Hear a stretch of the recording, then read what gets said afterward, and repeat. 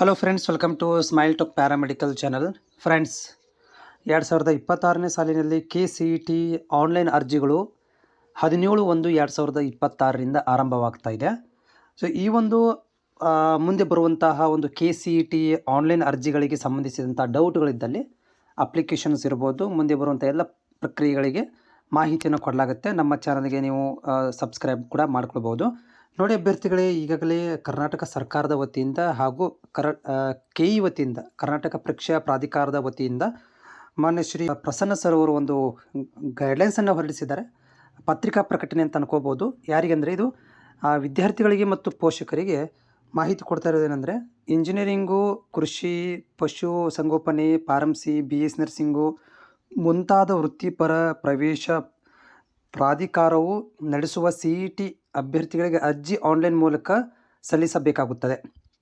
ಈಗ ನೀವು ವೃತ್ತಿಪರ ಕೋರ್ಸ್ಗಳನ್ನು ಮಾಡ್ಕೋಬೇಕಂದ್ರೆ ಈ PCMB, PCM, ಆಮೇಲೆ PCB ಇವರುಗಳು ತಮ್ಮ ಒಂದು ವೃತ್ತಿಪರ ಕೋರ್ಸ್ಗಳನ್ನು ಮಾಡ್ಕೋಬೇಕಂದ್ರೆ KCET ಮುಖಾಂತರ ಹೋಗಬೇಕಾಗುತ್ತೆ. ಆ KCET ಎಕ್ಸಾಮನ್ನು KEದವರು ಕಂಡಕ್ಟ್ ಮಾಡ್ತಾರೆ.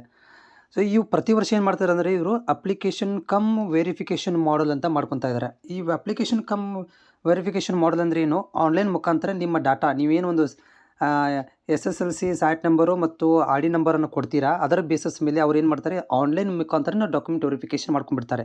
ನೀವು ಡಾಕ್ಯುಮೆಂಟ್ ವೆರಿಫಿಕೇಷನ್ಗೆ ಎಲ್ಲಿ ಹೋಗುವಂಥ ಅವಶ್ಯಕತೆ ಇಲ್ಲ, ಎಲ್ಲ ಆನ್ಲೈನ್ ಮುಖಾಂತರನೇ ಅವರೇ KEದವರೇ ಮಾಡ್ಕೊಂಡ್ಬಿಡ್ತಾರೆ. ಆಮೇಲೆ ಇನ್ನೊಂದು ಏನಂತಂದರೆ, ಅಭ್ಯರ್ಥಿಗಳಿಗೆ ಈ ವರ್ಷ ಏನು ಮಾಡಿದಾರಪ್ಪ ಅಂದರೆ, CET ದಿಕ್ಸೂಚಿಯನ್ನು ಕಾಲೇಜುಗಳಿಗೆ ರವಾನೆ ಮಾಡಿದಾರಂತೆ. ನೀವು ಕಾಲೇಜುಗಳಲ್ಲಿ ಮಾಹಿತಿ ತೊಗೋಬೋದು. ಕಾಲೇಜಿನವ್ರು ನಿಮಗೆ ಮಾರ್ಗದರ್ಶನವನ್ನು ಕೊಡ್ತಾರೆ. ಈ CET ಬಗ್ಗೆಯೂ ಕೂಡ ಅವರು ಎಲ್ಲ PUC ಕಾಲೇಜುಗಳಿಗೆ ನಾವು ರವಾನೆ ಮಾಡಿದ್ದೀವಿ ಅಂತ ಹೇಳ್ತಾ ಇದ್ದಾರೆ. ಆಮೇಲೆ ಇಲ್ಲಿ ನೀವು ಅರ್ಜಿ ಸಲ್ಲಿಸಲಿಕ್ಕೆ ಬೇಕಾಗಿರೋ ಡಾಕ್ಯುಮೆಂಟ್ ಏನು ಬೇಕು? ಒಂದು SSLC ಅಂಕಪಟ್ಟಿ ಬೇಕು ರೀ, ಆಧಾರ್ ಕಾರ್ಡ್ ಮತ್ತು ಪ್ರಮಾಣ ಪತ್ರಗಳು. ಆಧಾರ್ ಕಾರ್ಡ್ ಮತ್ತು ಪ್ರಮಾಣ ಪತ್ರ ಅಂದರೆ ಜಾತಿ ಮತ್ತು ಆದಾಯ ಪ್ರಮಾಣ ಪತ್ರಗಳು ಬೇಕು. ಆಮೇಲೆ 50 KB ಒಳಗಡೆ ಇರುವಂಥ ಒಂದು ಫೋಟೋ, 50 KB ಒಳಗಡೆ ಇರುವಂಥ ಒಂದು ನಿಮ್ಮ ಸಿಗ್ನೇಚರ್, ಆಮೇಲೆ email ID, WhatsApp number, phone number ಬೇಕು. ಇಷ್ಟು ನಿಮಗೆ ಕಂಪಲ್ಸರಿ ಇಷ್ಟು ಇರಬೇಕಾಗುತ್ತೆ. ಇಲ್ಲಿ SSLC ಅಂಕಪಟ್ಟಿ, ಆಧಾರ್ ಕಾರ್ಡು, RD ನಂಬರು, ಹೆಸರು ಒಂದೇ ಇರಬೇಕು ರೀ. ಹೌದ್ರಿ, ಯಾವ್ದು ಚೇಂಜ್ ಆಗಿರಬಾರ್ದು. ಈ ಪ್ರತಿ ವರ್ಷ ಏನಾಗುತ್ತೆ ಅಂತಂದ್ರೆ, ಇಲ್ಲಿ SSLCಯಲ್ಲಿ ಬೇರೆಯೇ ಇರುತ್ತೆ, ಆಧಾರ್ ಕಾರ್ಡಲ್ಲಿ ಬೇರೆ ಇರುತ್ತೆ. ಅವೆಲ್ಲ ಚೇಂಜ್ ಆಗಿ 3 ಚೇಂಜ್ ಇರ್ತವೆ. ಈಗ ಜಾತಿ ಪ್ರಮಾಣ ಪತ್ರದಲ್ಲಿ ಒಂದು ಹೆಸರು ಬೇರೆ, ಹೆಸರು ಸೇಮೇ ಇರ್ತವೆ, ಸ್ಪೆಲ್ಲಿಂಗ್ ಮಿಸ್ಟೇಕು. ತಂದೆ ಹೆಸರು ಆಧಾರ್ ಕಾರ್ಡಲ್ಲಿ ಇದ್ದರೆ SSLCಲಿ ಇರೋದಿಲ್ಲ, SSLCಲಿ ತಂದೆ ಹೆಸರು ಮಿಡ್ಲಲ್ಲಿರುತ್ತೆ, ಆಧಾರ್ ಕಾರ್ಡಲ್ಲಿ ಇರೋದಿಲ್ಲ. ಈ ರೀತಿ ಪ್ರಾಬ್ಲಮ್ ಇರಬಾರ್ದು, ಅದನ್ನು ಕ್ಲಿಯರ್ ಮಾಡ್ಕೋಬೇಕು. ಆಮೇಲೆ ಈ ಡಾಕ್ಯುಮೆಂಟ್ಸ್, ಇಂಪಾರ್ಟೆಂಟ್ ಡಾಕ್ಯುಮೆಂಟ್ಸ್ ಯಾವ ಬೇಕಂತಂದರೆ, ಒಂದು ಜಾತಿ ಆದಾಯ ಪ್ರಮಾಣ ಪತ್ರದ್ದು RD ನಂಬರ್ ಬೇಕು. 1 to 10 ತನಕ ಕನ್ನಡ ಮೀಡಿಯಮು, ರೂರಲ್ ಆಗಿದ್ದರೆ ಡಾಕ್ಯುಮೆಂಟ್ ಬೇಕಾಗುತ್ತೆ.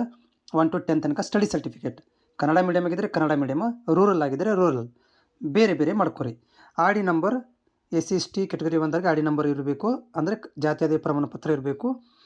ಆಮೇಲೆ ಈ ಆದಾಯ ಪ್ರಮಾಣ ಪತ್ರ 1 ಲಕ್ಷ ಮತ್ತು 2.5 lakhs ಈ ಮಧ್ಯದಲ್ಲಿರುವಂಥವ್ರು, ಪ್ರವರ್ಗ 1 ಮತ್ತು SC/STದವ್ರಿಗೆ ಆದಾಯ ಪ್ರಮಾಣ ಪತ್ರ ಬೇಕು. ಆಮೇಲೆ ಜಾತಿ ಪ್ರಮಾಣ ಪತ್ರಗಳು, ಆಮೇಲೆ ಕಲ್ಯಾಣ ಕರ್ನಾಟಕದ್ದು ಕೂಡ ಡಾಕ್ಯುಮೆಂಟ್ಸ್ ಬೇಕಾಗುತ್ತೆ. ಆಮೇಲೆ ವೈದ್ಯಕೀಯ ದಂತವೈದ್ಯಕೀಯ ಕೋರ್ಸ್ಗಳಿಗೆ ಈ ಲ್ಯಾಂಗ್ವೇಜ್ ಇದೆ ನೋಡಿರಿ, ತುಳು ಭಾಷೆ, ತೆಲುಗು, ತಮಿಳು, ಈ ಥರ 1 to 12th 10 ವರ್ಷ ಕರ್ನಾಟಕದಲ್ಲಿ ಓದಿರಬೇಕು ಅವರು. ಆಮೇಲೆ ಧಾರ್ಮಿಕ ಅಲ್ಪಸಂಖ್ಯಾತರ ಪ್ರಮಾಣ ಪತ್ರ, ಮುಸ್ಲಿಮ್, ಕ್ರಿಶ್ಚಿಯನ್ಸ್ ಇವರಾಗಿದ್ದರೆ ಮೈನಾರಿಟಿ ಸರ್ಟಿಫಿಕೇಟ್ ಬೇಕಾಗುತ್ತೆ. ಇಷ್ಟು ಡಾಕ್ಯುಮೆಂಟ್ಗಳು ನಿಮಗೆ ರಿಕ್ವೈರ್ಮೆಂಟ್ ಇದೆ, ಇವನ್ನ ರೆಡಿ ಮಾಡಿ ಇಟ್ಕೊಳ್ರಿ. ಆಮೇಲೆ ವೆರಿ ಇಂಪಾರ್ಟೆಂಟು, ಹೆಸರುಗಳಲ್ಲಿ ಬದಲಾವಣೆ ಆಗಬಾರ್ದು, ಅದನ್ನು ಕೂಡ ನೀವು ರೆಡಿ ಮಾಡ್ಕೊಳ್ರಿ.